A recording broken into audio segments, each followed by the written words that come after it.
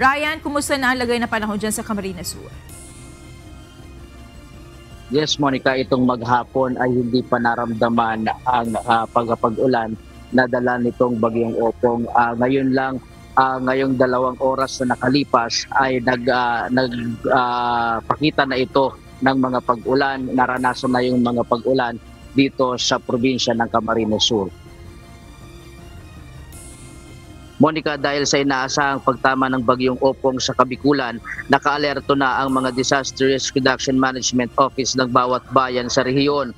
Ngayon ay nagsasagawa na ng preemptive evacuation at forced evacuation ang mga otoridad sa mga flood-prone areas at landslide-prone areas upang maiwasan na matrap ang mga mamamayan sa kanilang mga tahanan sakaling tumaas ang tubig o gumuho ang lupa sa pagdating ng bagyo. Sa Camarines Sur, naglagay ng 8 staging area ang provincial government upang mas maayos na ma-facilitate ang evacuation sa buong probinsya. Sa Albay, inilikas na ang mga mamamayan sa ginubatan dahil sa banta ng mataas na pagbaha. Nakapaglagay na rin ng mga temporary shelter ang pamahalaan ng UAS Albay para matulungan ng mga pamilya na kailangang lumikas. Sa Sorsogon naman ay mahigpit na binabantayan ang lagay ng panahon at agad na gumawa ng paraan ang pamahalaan para maalis sa panganib ang mga mamamayan. Agad na ring ipinag-utos ng gobernador ang repacking ng mga relief goods para sa ating mga kababayang maaapektuhan ng pagtama ng bagyong Opong. Ang Office of Civil Defense Region 5 patuloy ang pagmomonitor sa lagay ng panahon at sa pagpapatupad ng evacuation plans ng mga lokal na pamahalaan.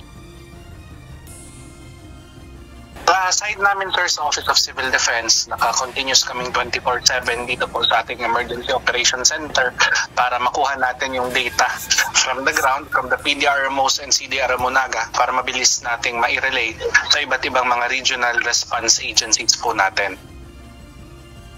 Samantala, 2,146 na ang mga naitalang stranded na pasahero sa mga pantalan sa Bicol matapos suspindihin ang mga biyahe dahil sa banta ng bagyong.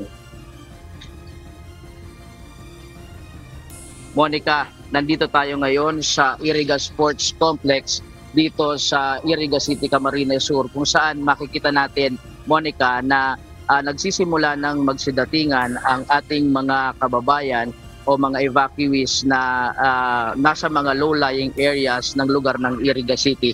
At inaasahan natin, Monica, na sa pagdaan nitong bagyo ay madadagdagan pa itong ating mga kababayan na nandirito sa evacuation center ng Iriga City. At yan muna ang latest live mula dito sa probinsya ng Camarines Sur. Balik sa iyo, Monica. Maraming salamat, Ryan Salatandon.